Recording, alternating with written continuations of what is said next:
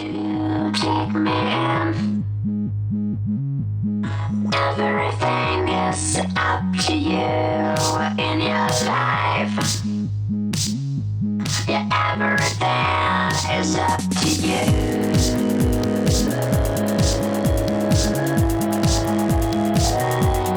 I know you. Chaque automne, des milliers de fondus de la pagaie envahissent Vallon-Pont d'Arc pour le marathon international des gorges de l'Ardèche. Le marathon, c'est la grande fête du kayak dans un site naturel unique et préservé.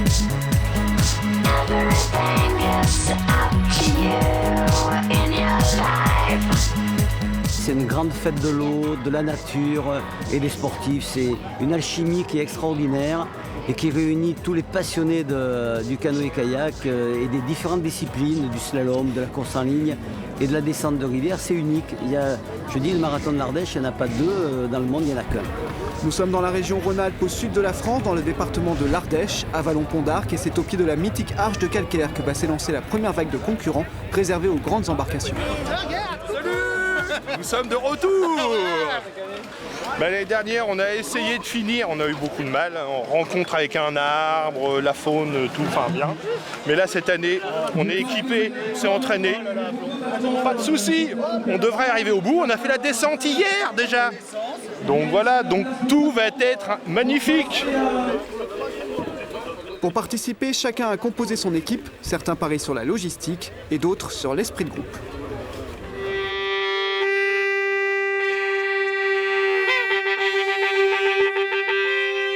Un grand plaisir à venir sur l'Ardèche, une belle rivière, puis un bel équipage, quelques anciens, quelques nouveaux.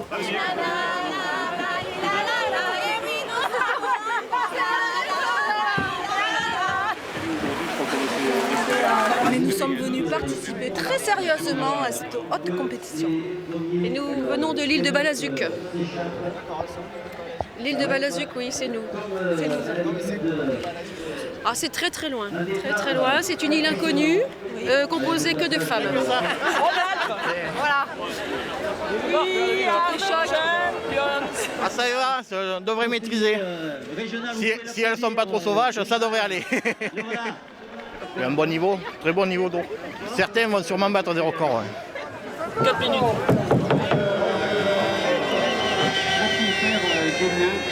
À 10h, ils sont plus de 800 prêts à s'élancer dans les gorges. Oh bah, c'est génial quoi, là tout le monde super motivé, plein d'embarcations dans tous les sens, des hybrides, de tout, on va tous s'éclater. On va essayer de pas trop se rentrer dedans, on va voir. Ça va être bien, ça va être bien.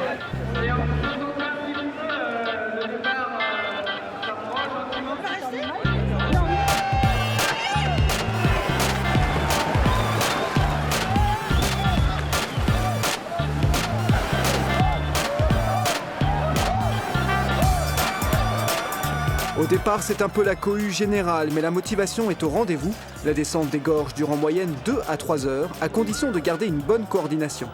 À l'arrière, un barreur donne le rythme et la direction. Pas facile de se frayer un chemin dans cette vague de canoë. Mais déjà, de nombreuses équipes sont dans la course et c'est à celui qui arrivera en bonne place à la fin du premier rapide.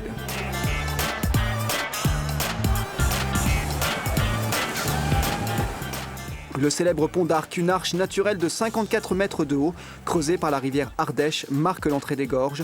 Un véritable canyon de plus de 30 km à travers un plateau calcaire de 300 mètres de haut.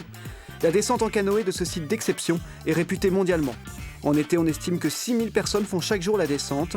Pour les kayakistes, c'est une véritable institution, célébrée chaque année par le Marathon international. En tête, les embarcations profilées pour la course se disputent déjà la victoire à coups de pagaie et de cris de guerre. Au même moment, plus haut sur la rivière, les petites embarcations se préparent au départ. Là encore, chacun sa forme de bateau, selon son niveau, car il y a quelques rapides à franchir. Ça va du bateau loisir en plastique large, plus court, plus stable, au bateau plus de courses en ligne qui sont faits normalement pour vraiment l'eau plate et qui sont très fins, très instables, mais par contre qui vont très vite. Et nous on a un bateau un peu intermédiaire qui va quand même vite, mais qui est plus stable et du coup avec le courant et les vagues c'est plus facile. Ce qui nous a attirés, c'est qu'on d'abord c'est la découverte du site, qu'on ne connaît pas du tout, et puis nous on est kayakistes de mer, et donc on veut un peu découvrir autre chose. Ça vous fait peur les rapides? Ben on ne sait pas trop ce que c'est. À la mer on a les vagues, on connaît, mais là, on verra bien. Ouais, c'est pas tout à fait les mêmes vagues. Hein.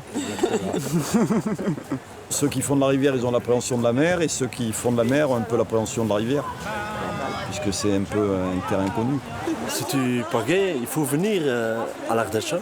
Si tu n'as pas fait l'Ardèche, allez, il faut venir ici. Hein. Tout le monde dans la Belgique, on parle de ça. Hein.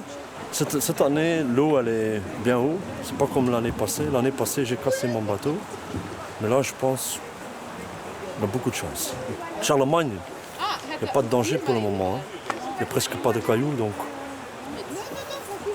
c'est bien, top. Hein. L'objectif, on fait une petite course intra-club, donc arriver premier équipage du club. Et puis surtout se faire plaisir en fait. Voilà. C'est l'ambiance, c'est le côté préparation, aussi bien du matériel, de soi, puis l'effort sur la longue durée, comme ça on en profite au maximum. Et voilà, et qu'en plus on ait des paysages comme ça, c'est super. Mais certains ne sont pas venus que pour le paysage. L'élite mondiale du canoë-kayak est présente pour disputer le marathon de 35 km. Parmi eux, les champions du monde en titre, les Français Arnaud Ibois et Sébastien Jouve, qui ont terminé 2e l'année dernière. C'est une bonne course, surtout le début de saison. Et voilà, et nous, ça nous tient à cœur de le faire. On s'éclate bien. Et, voilà. Et après, quand on est là, l'objectif, c'est de gagner. Quoi. De se faire plaisir et de gagner. Quoi. Tous les ans, j'ai l'impression qu'il y a de plus en plus de K2, là, ça se densifie et ça rend la course le plus intéressante. Les Français Arnaud Ibois et Sébastien Jouve sont toujours les favoris. Peut-être qu'ils vont gagner cette fois, ils n'ont jamais gagné. Je leur souhaite bonne chance, mais aussi un peu de chance pour nous.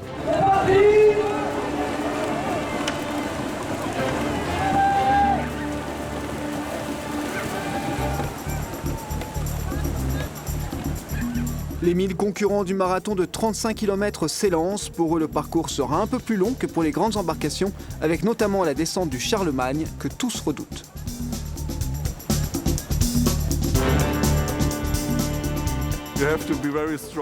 On doit être très fort parce que c'est une longue course.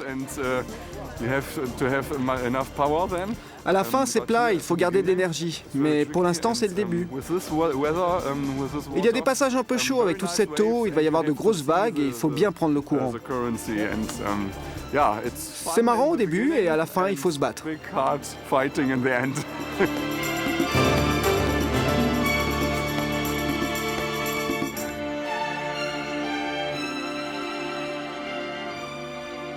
Juste avant l'arche de Pont d'Arc, le rapide du Charlemagne est le plus difficile des gorges. Nous sommes à quelques minutes après le départ et les 1000 embarcations s'engouffrent dans le goulot qui marque l'entrée du rapide.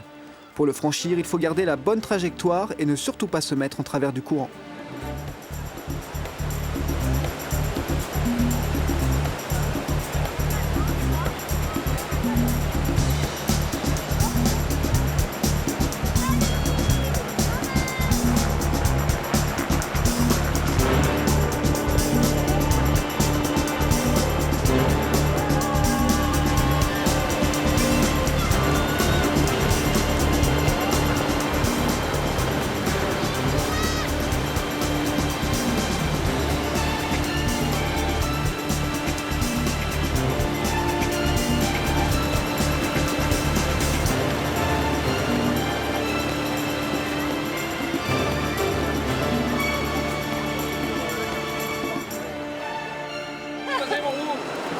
On n'a pas un bateau idéal en fait, c'est pas un bateau vraiment fait pour la rivière, on le savait, on assume. Seulement c'est le premier rapide donc il y en a encore 10. Ça ira. Tout est dans la solution du mental.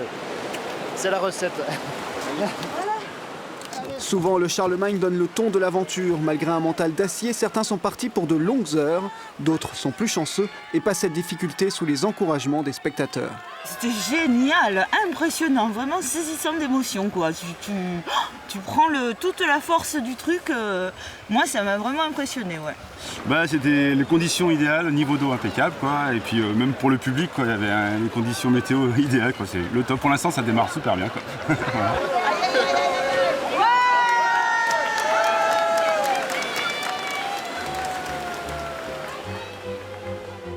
En tête, la bataille s'engage. Les Français Arnaud Ibois et Sébastien Jouve ont une nouvelle stratégie.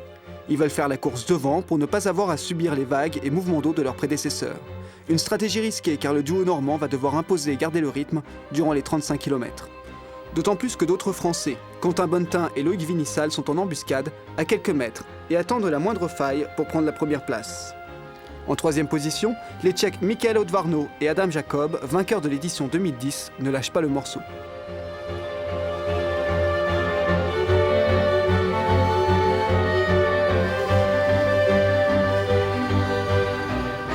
Contre soi-même, contre la montre, contre les autres, le marathon est d'abord une course d'endurance et de mental. Il faut savoir garder un rythme soutenu et régulier, une coordination sans faille. Au bout de quelques kilomètres, les automatismes sont là, et c'est dans la tête qu'on s'évade.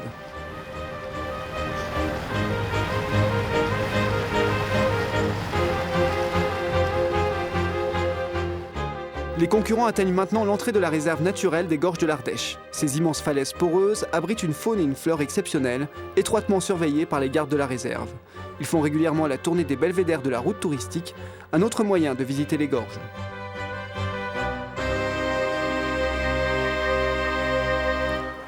On est à l'entrée des gorges de l'Ardèche et de la réserve naturelle nationale des gorges de l'Ardèche, qui a fêté d'ailleurs ses 30 ans en octobre 2010. On peut découvrir les gorges donc sur sa rive gauche par la route touristique, avec d'ailleurs des belvédères comme celui-ci, le cerf de Tours. Donc ça permet aux gens de s'arrêter sur des points fixes. Voilà donc un paysage protégé depuis 30 ans, 31 ans maintenant, heureusement d'ailleurs. Sinon, on aurait peut-être des immeubles un peu partout, des restaurants, etc., des hôtels. Et les gens se sont battus à l'époque pour que ce site soit protégé.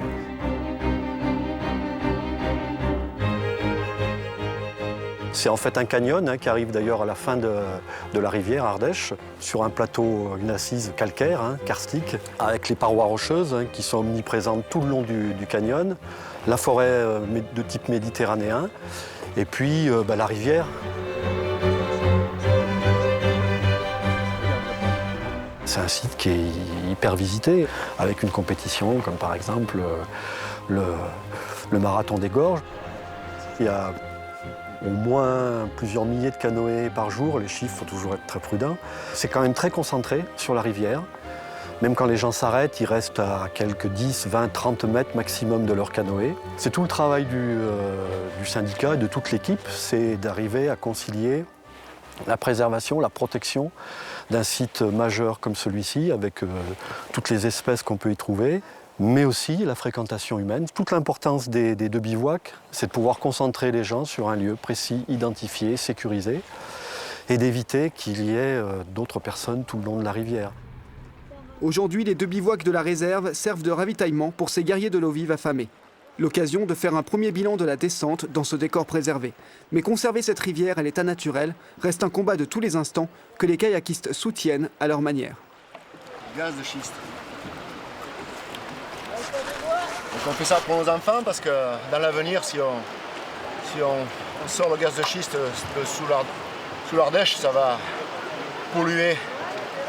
Avec la fracturation et la méthode de fracturation, ça va polluer toute l'Ardèche. Donc il n'y aura plus de marathon, il n'y aura plus de tourisme, il n'y aura plus tout ce qu'on aime là dans l'Ardèche. Donc on se bat pour qu'on n'est pas contre le progrès, mais on voudrait que ce soit fait proprement, tout simplement. Malgré les menaces, l'Ardèche et le kayak paraissent aujourd'hui indissociables et le succès populaire de la descente ne se dément pas. C'était un peu difficile dans les rapides, mais on a tenu bon et nickel. Moi j'ai vu la tasse carrément. Une vague qui faisait Ça a été bien, on est parti un petit peu trop lentement.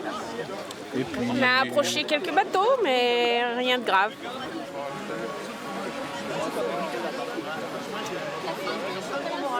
Bonne organisation, bonne entente. Voilà, c'est un plaisir de regarder le paysage, c'est magnifique. Franchement, on n'en parle pas. On n'est pas là pour gagner, on est là pour participer, et puis voilà, c'est ça l'essentiel.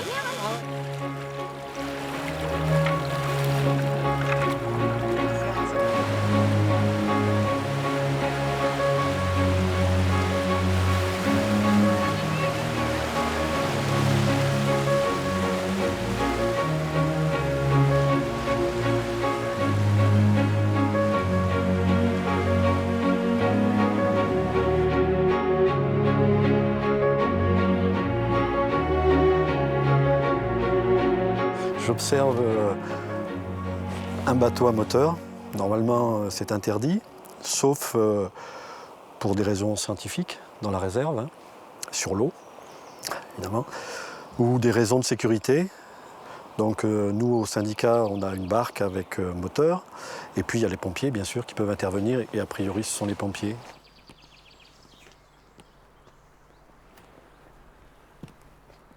Il y a certains belvédères qu'on utilise pour observer les oiseaux nicheurs, des rapaces en particulier. Par exemple, l'aigle de Bonelli, hein, on a 2 couples de cette espèce qui sont présents à demeure. Le milieu rupestre, comme on dit, hein, les parois rocheuses, c'est vraiment peut-être le dernier refuge pour des espèces animales qu'on évoque plus souvent parce qu'elles sont emblématiques, hein, aigle de Bonelli, vautour percnoptère, migrateur qui revient donc à partir du mois de mars hein, pour repartir en septembre, et puis d'autres espèces végétales beaucoup plus difficiles à observer. Une espèce emblématique, là on pourrait faire un zoom hein, sur le genévrier de Phénicie, espèce qui pourrait être banale sur des plateaux, il y en a pas mal, mais en milieu rupestre, c'est une des seules espèces, sinon la seule espèce, à pousser par exemple la tête en bas. Le plus possible, laissons évoluer la forêt naturellement dans la réserve, parce que c'est une grande richesse. Si la forêt évolue naturellement, petit à petit, elle crée des ouvertures, il y a une richesse qui s'installe, faunistique et même floristique, qui est bien plus importante d'ailleurs que tout ce qu'on peut évoquer quand on parle de milieux ouverts, type garrigue ou autre.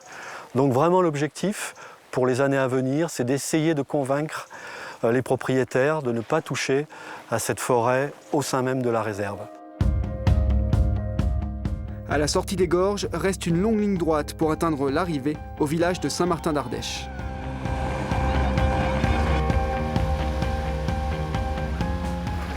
Pourquoi on fait ça? Pour la beauté du cycle et l'effort que ça préconise.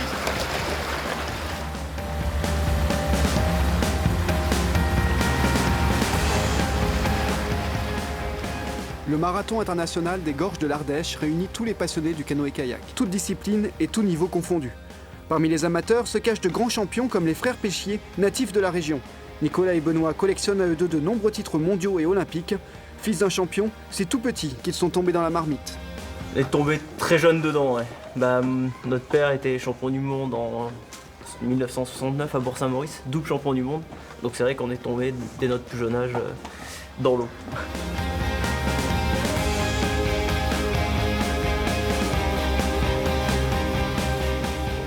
C'est un sport qui est fabuleux parce que on fait de l'eau vive, donc on a des sensations de glisse, on fait corps avec un bateau et avec l'élément.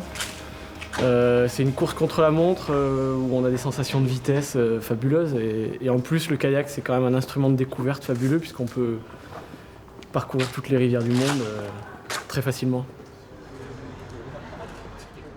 Le départ des gorges de l'Ardèche, c'est chez eux et la course est devenue une véritable institution. Le marathon représente la fin de la saison et en même temps le début d'une nouvelle saison et cette année une saison olympique, donc là, vraiment la saison la plus importante tous les 4 ans. Et donc c'est encore plus important pour nous parce que c'est notre club qui organise, c'est chez nous et on est dans le cadre des gorges de l'Ardèche, donc c'est avec beaucoup de plaisir qu'on prend le départ de cette course chaque année. Il y a 1700 et quelques participants cette année. Je pense que le succès du marathon il vient du lieu parce que c'est les gorges de l'Ardèche, c'est un lieu magique. Ça vient aussi de la volonté de l'organisation de mixer le public et de mettre tout le monde sur un pied d'égalité dès le départ entre les grands champions qui viennent jouer la gagne et les autres qui viennent uniquement chercher le plaisir. Là, on va pas tarder à partir au chaud pour s'entraîner pendant tout l'hiver. Et puis après, début avril, on a les sélections à Pau. Donc 3 courses et à l'issue de ces sélections, il y a une place pour aller aux Jeux Olympiques. J'ai eu de la chance de les faire, j'ai pas ramené de médaille donc j'espère pouvoir y retourner et par contre arriver à performer aussi. Et c'est un autre monde en fait, c'est quelque chose quand même qui est très très particulier pendant les Jeux et c'est vrai qu'on y a goûté et on veut y retourner. Les sélections c'est une course extrêmement difficile. On joue sur 3 paramètres, le physique, le technique et le mental. Physiquement, on fait énormément de travail dès maintenant, pendant l'hiver. Donc on en est entre 12 et 15 séances d'entraînement par semaine, que ce soit en bateau, en footing ou en musculation. Techniquement, on est allé s'installer à Pau pour connaître le bassin par cœur, parce que c'est un bassin qui est extrêmement spécifique, un petit peu aléatoire, donc il faut pouvoir anticiper les mouvements d'eau. Et au niveau mental, après, on se prépare sur des simulations de course, donc on essaye de répéter ce qu'on va faire sur une course. La sélection pour les Jeux de Londres sera difficile avec notamment Fabien Lefebvre, médaillé d'argent à Pékin. Il aura à cœur de venir chercher l'or à Londres. C'est vrai que Fabien revient très fort puisqu'il a, après plusieurs saisons un peu en dedans, il ramène plusieurs médailles des championnats du monde 2011. Mais je pense que Boris Neveu, qui a été vice-champion du monde en 2009, va être très fort aussi. Plus tous ceux qui sont derrière, qui n'ont pas encore un palmarès aussi éloquent, mais qui sont déjà des très bons kayakistes et qui vont compter lors des sélections. En C2, il y a moins de monde. Nous, les sélections, ça va jouer sur 4 bateaux à peu près. Mais voilà, dans tous les cas, il n'y a toujours qu'une place. Donc il va vraiment falloir être très bon pour avoir cette place-là.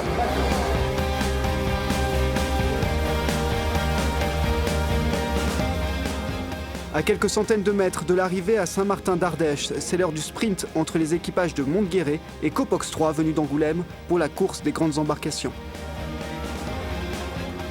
Sur ces longs bateaux, le virage est difficile à négocier et c'est finalement l'équipage de Montguéret qui l'emporte.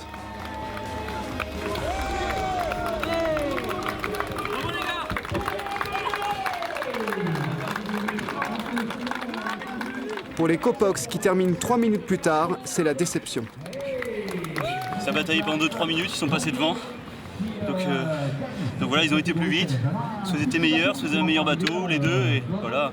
Nous, on a fait tout ce qu'on a pu, on a fait notre course à notre niveau, on a donné, on était ensemble et toujours pousser le bateau, c'était bien, mais voilà, ça suffit pas.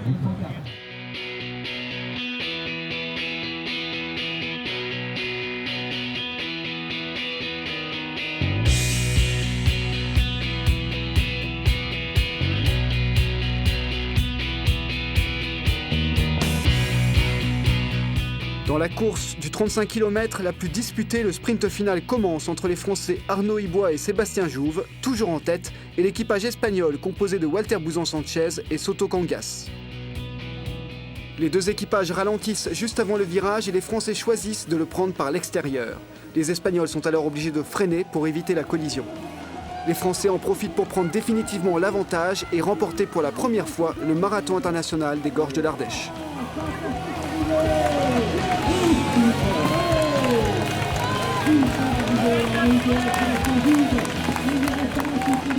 On allait tout doucement, on a écarté vachement parce qu'il est hyper spécifique comme virage, il est compliqué, des fois c'est pas le plus fort qui gagne. L'année dernière on l'a vécu à nos dépens et cette année on n'a pas voulu refaire la même erreur.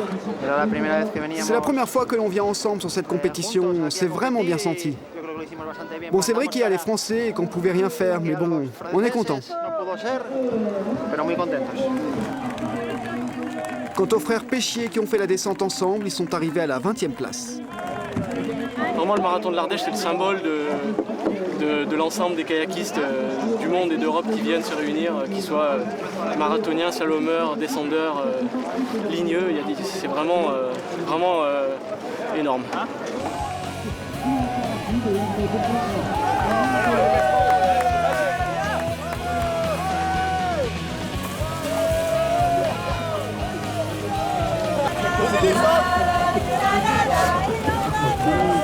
C'est allé jusqu'au bout. Jusqu'au bout. On s'est arrêté une demi-heure. On s'est arrêté 30 minutes pour faire cette préparation. Il est mort notre bateau là. Et on n'arrive pas dernier. Et on n'est pas dernier. Et on est super fiers d'avoir été jusqu'au bout. Et on vient de Normandie. Les castors de loin. Les castors illois. Qu'est-ce qu'ils sont forts ces castors en Normandie. Et on est super fiers de ce qu'on a fait.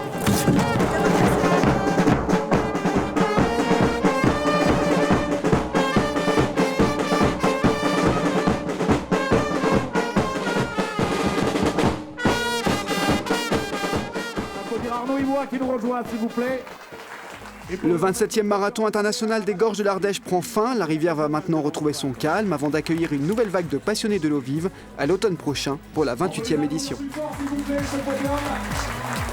Alors on a beaucoup de monde à récompenser. On va laisser le temps à...